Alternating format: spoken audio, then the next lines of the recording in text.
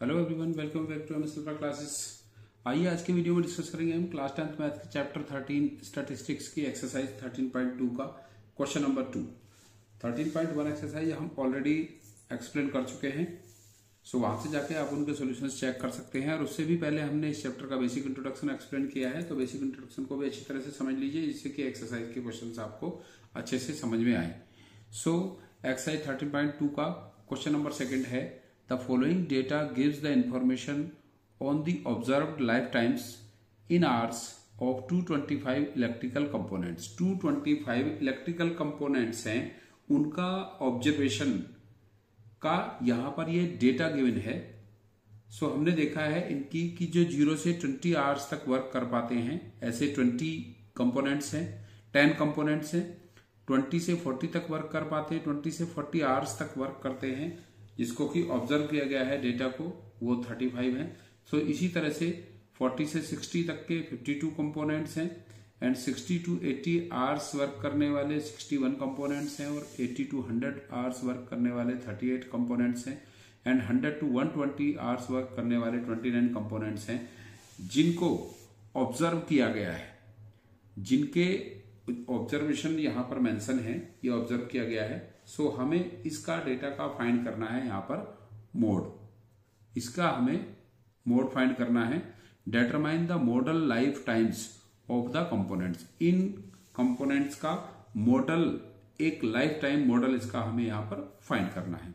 सो mode find करने के लिए हम यूज करते हैं फॉर्मूला इसका, mode equals to L plus F1 minus F0 upon 2F1 minus F0 minus F2 into H। तो उस तरह से हम पहले इसकी मॉडल क्लास डिसाइड करते हैं, कौन सी इसकी मॉडल क्लास है, और फिर वहां से ये सारी वैल्यूज फाइंड आउट करते हैं। सो मॉडल क्लास कौन सी क्लास होती है? जिस क्लास की फ्रीक्वेंसी, जिस क्लास इंटरवल की फ्रीक्वेंसी मैक्सिमम होती है, दैट इज मॉडल क्लास। सो यहां पर फ्रीक्वेंसी 61 मैक्सिमम है। सो इस क्लास की फ्रीक्वेंसी 61 है जो कि मैक्सिमम है, तो मॉडल क्लास 60 टू 80 होगी। So modal class is here maximum frequency, here maximum frequency is 61 of class 60 to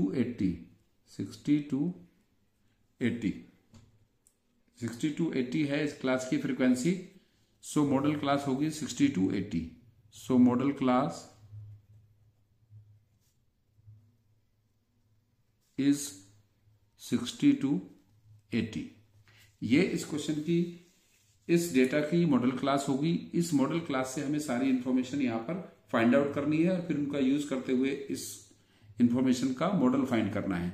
so find करते हैं इसके जो कंपोनेंट्स होते हैं, जो इसके ऑब्जर्वेशंस होते हैं, जैसे कि इस 60 to 80 क्लास इंटरवल का L1 जो कि लोअर लिमिट होती है। सो L इक्वल्स टू होगी 60, lower limit of class interval या modal class, lower limit of modal class 60, and F1 frequency of modal class, F1 frequency of modal class 61 है। F0 frequency of the preceding class of modal class, इससे पहली class की frequency F0 52 है। Next F2 frequency of the succeeding class of modal class, modal class की frequency 61 है, इससे next class की frequency 38 है, इसकी फ्रीक्वेंसी 38 है। एंड हाइट या class size of this data information is H equals to 80 minus 60 equals to 20।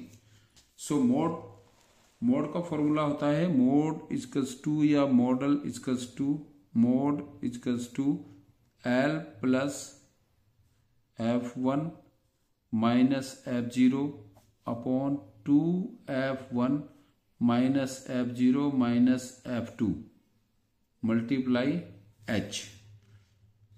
L की value given है 60 plus F1 61 minus F0 52 upon 2 into F1 61 है, सो 2 into 61 minus F0 52 minus F2 38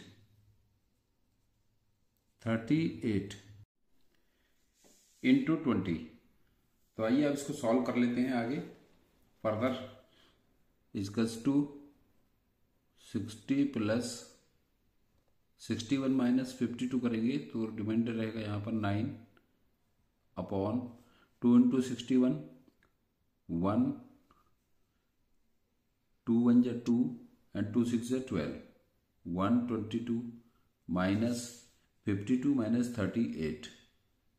so 8 plus 2 10 1 carry 3 5 3 plus 5 8 और 1 9 minus 90 into 20 equals to 60 plus 9 29 के multiply में आ जाएगा 20 upon 122 minus 90। So 2 minus 0 2 and 12 minus 9 3 32।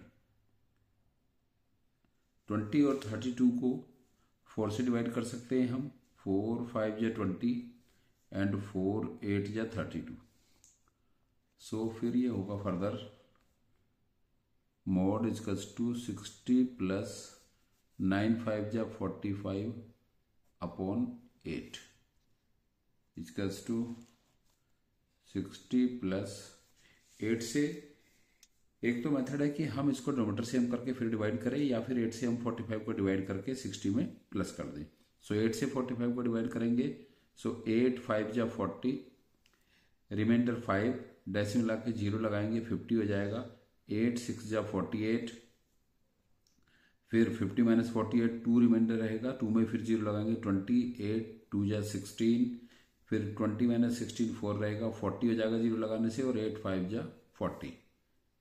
So mode of this information will be mode equals to 60 plus 5 65.625 mode equals to 65.625 will be the answer of this question और ये इसका mode होगा जो data हमें गिवन है।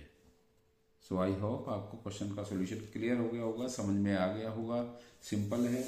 स्टैटिक्स में जो आपको मीन फाइंड करना है, मोड फाइंड करना है या मीडियन फाइंड करना है, उन सभी क्वेश्चंस में आपको सिंपली फॉर्मूले में वैल्यू पुट करके एक कैलकुलेशन करनी है। कैलकुलेशन पर बेस्ड है, सिर्फ आपको केयरफुली कैलकुलेशन करनी है कि कैलकुलेशन मिस्टेक नहीं होनी चाहिए, तो आपका सॉल्यूशन करेक्ट हो जाएगा। So thanks for watching this video.